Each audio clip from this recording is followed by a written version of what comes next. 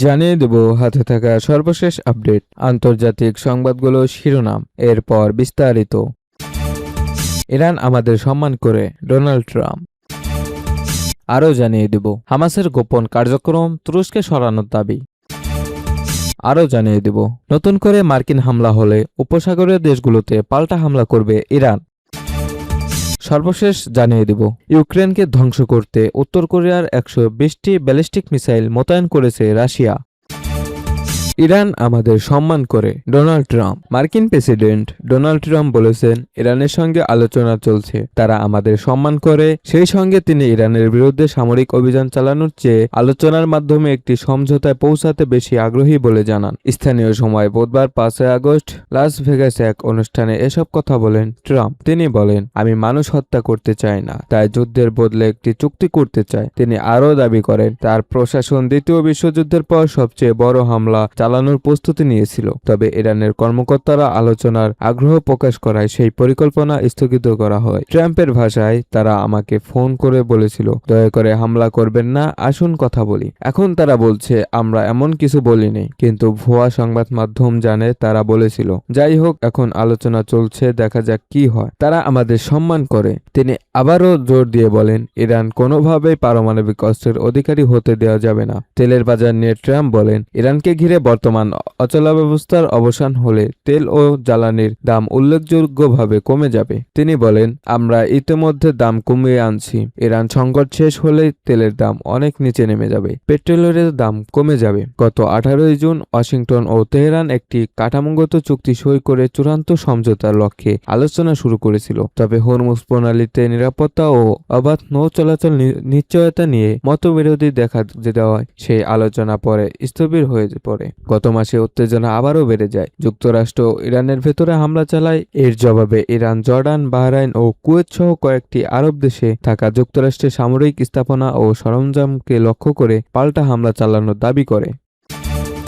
হামাসের গোপন কার্যক্রম, তুরস্কে সরানোর দাবি। ফিলিস্তিনের স্বাধীনতাকামী সংগঠন হামাস তাদের সংগঠনটি কার্যক্রমের পরিকল্পনা ও সাইবার বিভাগ সহ বড় একটি অংশ তুরস্কে সরিয়ে নিয়েছে। বুধবার 5 আগস্ট ইসরায়েলের সরকারি সম্প্রচার মাধ্যম কান এক প্রতিবেদনে এ তথ্য জানিয়েছে। ফিলিস্তিনি সূত্রগুলোর বরাত দিয়ে ওই প্রতিবেদনে বলা হয়েছে, হামাসের অধিকাংশ গোপন কার্যক্রম তুরস্কে সরিয়ে নেওয়া হচ্ছে। তবে কাতার আগেই মতোই সংগঠনের শীর্ষ নেতৃত্ব এবং প্রকাশ্যে রাজনৈতিক কর্মকাণ্ডের কেন্দ্র হিসেবে থাকবে। প্রতিবেদন অনুযায়ী কাতারের নিরাপত্তা সংস্থাগুলো হামাসের নেতাদের চলাফেরার উপর বিধিনিষেধ আরোপ করেছে। এখন কাতারের ভেতরেই কোনো আনুষ্ঠানিক বৈঠক করতে হলে তাদের আগাম অনুমতি নিতে হচ্ছে। এই পদক্ষেপের পেছনে হামাসের নতুন নেতা হিসেবে খলিল আল হায়াকে নির্বাচনের বিষয়টি কাজ করছে বলে দাবি করা হয়েছে। কাতার এই সিদ্ধান্তে সন্তুষ্ট ছিল না, কিন্তু মেনে নিতে বাধ্য হয়েছে। জেরুজালেম পোস্টের প্রতিবেদনে বলা হয়েছে, কাতার খালেদ মাশালকে সমর্থন করেছিল,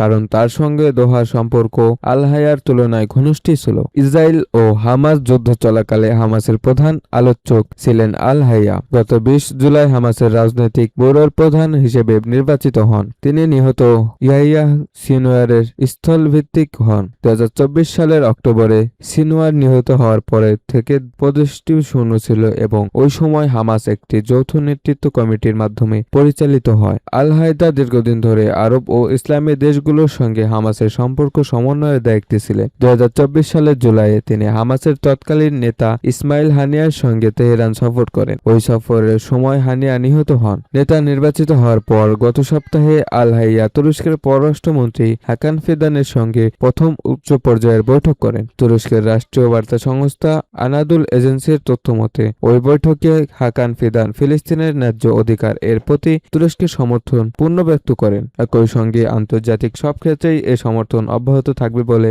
জানান।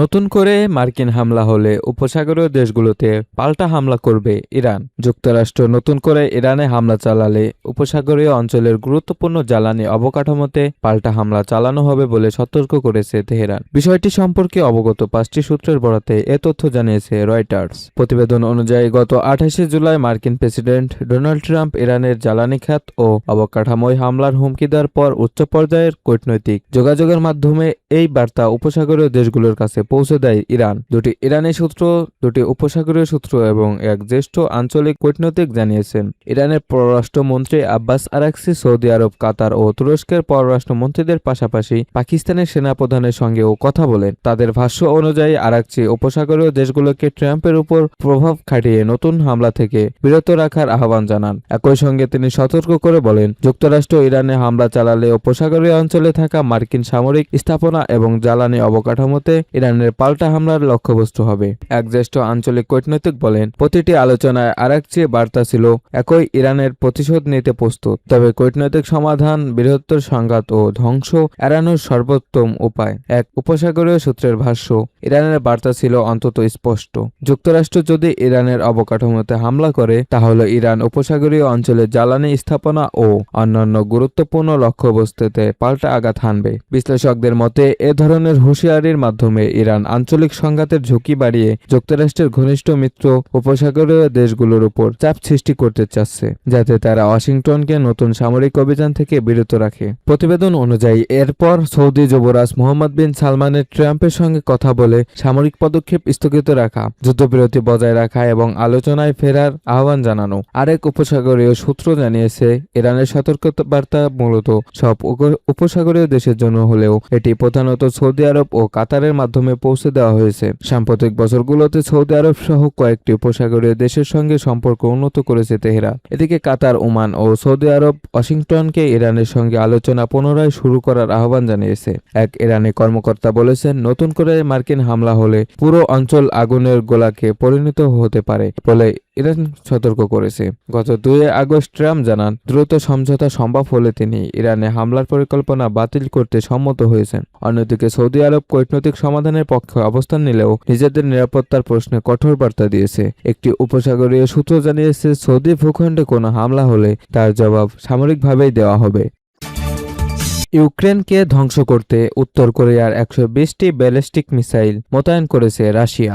ইউক্রেনের সামরিক গোয়েন্দা সংস্থার এক কর্মকর্তার বরাত দিয়ে জানা গেছে, ইউক্রেনে হামলার জন্য পশ্চিম রাশিয়ায় উত্তর কোরিয়ার একটি মিসাইল ইউনিট মোতায়েন শুরু হয়েছে। এই ইউনিটটি 120টি ব্যালিস্টিক মিসাইল এবং 6টি লঞ্চার থাকতে পারে। ইউক্রেনে উচ্চমানের বিমান প্রতিরক্ষা ব্যবস্থার এয়ার ডিফেন্স তীব্র সংকট রয়েছে, আর এই সুযোগটি কাজে লাগাতেই রাশিয়া বেশি বেশি ব্যালিস্টিক মিসাইল ব্যবহার করছে, যা ধ্বংস করা তুলনামূলকভাবে কঠিন। 2023 সালের শেষ দিক থেকে রাশিয়া ইউক্রেনে উত্তর কোরিয়ার বেশ কয়েকটি ব্যালিস্টিক মিসাইল নিক্ষেপ করেছে। তবে উত্তর কোরিয়ার মিসাইল বাহিনীর এই মোতায়েন মস্কো এবং পিংইয়ংয়ের মধ্যকার চলমান বিস্তৃত সামরিক সহযোগিতার নতুন এক ধাপ বলে মনে করা হচ্ছে। ইউক্রেনের গোয়েন্দা অধিদপ্তরে আন্দ্রি চেরনিয়ারকে জানিয়েছেন, প্রায় 90 জন উত্তর কোরিয়ান সেনাকে নিয়ে গঠিত এই মিসাইল ইউনিটটিকে রাশিয়ার ভরোনেজ অঞ্চলেও অবস্থিত 112তম মিসাইল ব্রিগেডের আওতায় মোতায়েন করার পরিকল্পনা রয়েছে। চেরনিয়াক জানান, পিংইয়ং ইতিমধ্যে 40টি কেন 23 এবং কেন